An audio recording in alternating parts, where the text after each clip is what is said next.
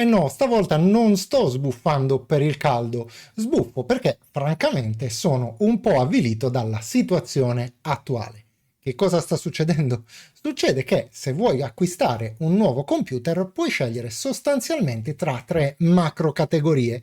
La prima sono i processori AMD, la seconda sono i processori Intel, mentre la terza sono i nuovissimi Copilot Plus PC con processori Qualcomm Snapdragon. Ebbene, due categorie su tre danno problemi. Vuoi sapere quali? E io te lo dico subito. Ti senti pronto?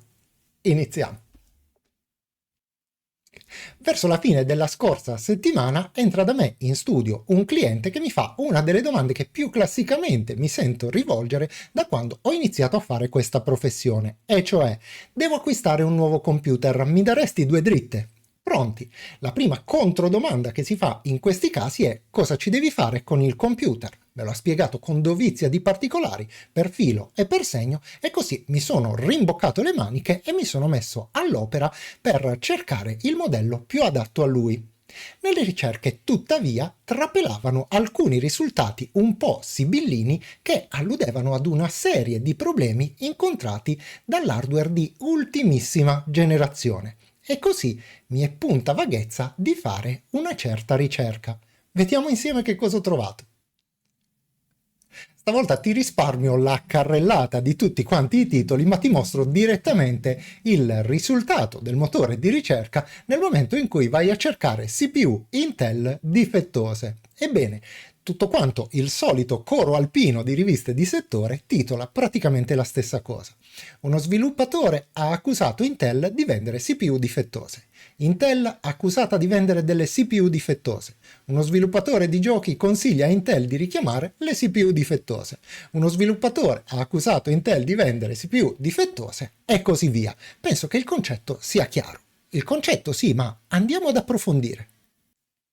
Dopo aver letto accuratamente tutti quanti questi articoli, dopo averli confrontati fra loro e dopo aver operato una opportuna selezione, ho scelto di leggerti questo di Punto Informatico. No, bugia, l'ho scelto perché era il primo risultato. Comunque, questo, come tutti gli altri, titola, come ben sappiamo, Intel accusata di vendere CPU difettose.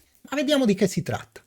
L'articolo ci informa che molti utenti, e ti posso confermare che questa cosa l'ho riscontrata anche io stesso in prima persona, hanno notato frequenti crash su computer con i processori desktop Intel di 13ª e 14ª generazione nelle serie K, KF e KS.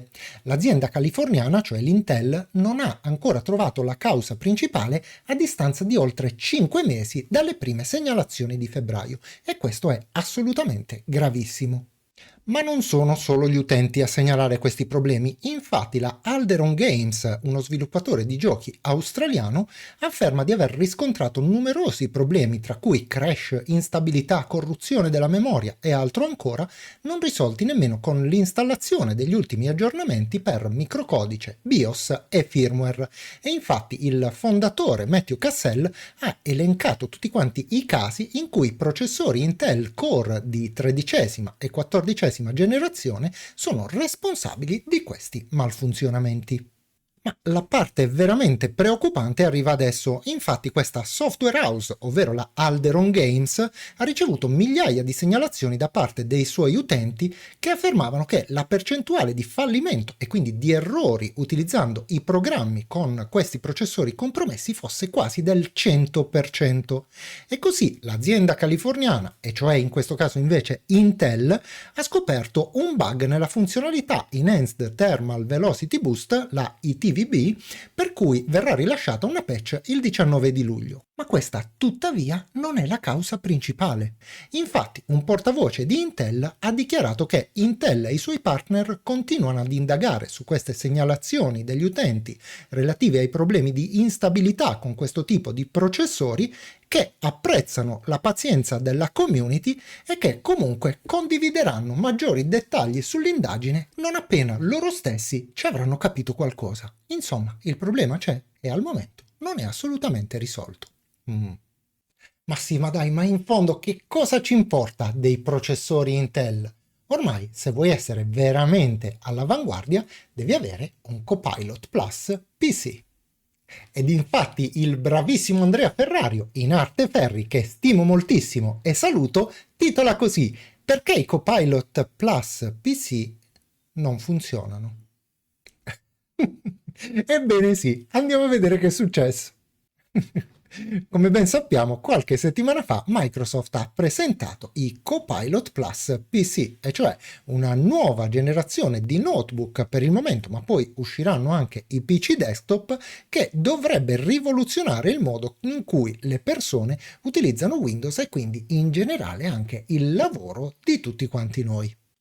Ti riassumo un attimo il resto dell'articolo perché il discorso è piuttosto articolato. Vabbè, fai finta che questa non l'abbia mai detta. Comunque, se segui abitualmente il canale, sai bene che al Computex di Taipei quest'anno Microsoft aveva annunciato in pompa magna i nuovissimi Copilot Plus PC, dotati di un hardware performantissimo e mai visto prima, che era indispensabile per far girare in locale tutte quante le nuove funzionalità di intelligenza artificiale.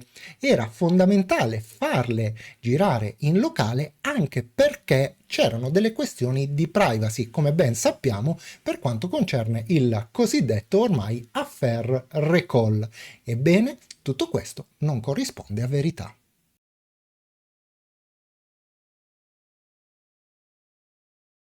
Come dice Tom Sardware, infatti, se ad oggi acquisti un Copilot Plus PC, ti ritrovi tra le mani un computer che innanzitutto non dispone di tutte quante le funzionalità di intelligenza artificiale promesse da Microsoft.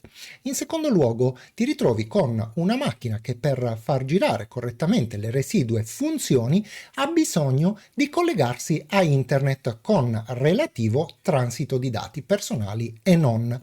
Ma in terzo luogo, e non ultimo, una macchina che non è in grado di far funzionare correttamente alcuni dei programmi che tutt'oggi utilizziamo abitualmente. E così Tom Sardware ha deciso di scrivere una bella letterina a Babbo Natale e ha fatto alcune domande direttamente a Microsoft. Leggiamole rapidamente, ma soprattutto cerchiamo di capire cosa ci risponde il nostro zio Bill. La prima domanda è: per quale motivo il lancio dei Copilot Plus PC è stato frammentario con i vari partner? Non tutti avevano le funzionalità promesse al lancio e in alcuni casi ad oggi non sono ancora disponibili. La risposta da Microsoft è: da sempre Microsoft collabora con un ampio ecosistema di partner OEM che definiscono momenti di lancio e promozione in maniera autonoma. Vediamo di rifarci con la seconda domanda, che è questa. Copilot Plus PC è stato presentato come un prodotto completamente offline e quindi non connesso ad internet, per cui era necessaria una NPU, ovvero Neural Processing Unit, molto potente. Perché c'è stato un passo indietro e ora è richiesta una connessione a internet per praticamente tutti i servizi? E sentiamo la risposta di Microsoft. L'obiettivo di Microsoft è offrire un'innovazione che mira a unire il meglio del cloud alle nuove performance dell'hardware. Con Copilot Plus PC abbiamo messo a disposizione una serie di applicazioni e funzionalità che fanno leva sulle performance dei PC basate sui vantaggi delle nuove NPU che possono processare oltre 40 TOPS. Altre necessitano di una connettività per cui una Co-creator, ammazza che super cazzola, spostati Conte Mascetti, è arrivato lo zio Bill. Sbiriguda. Scusa YouTube, mi è scappata, era piccola, non mi punire, almeno stavolta. Ma torniamo a noi.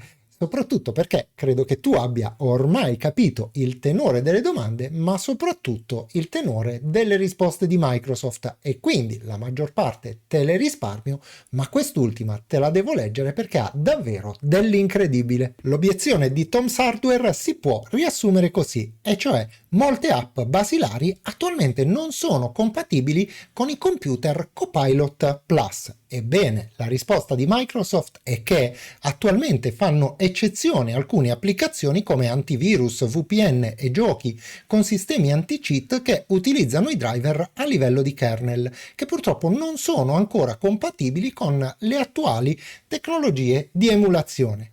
Gli antivirus non sono compatibili.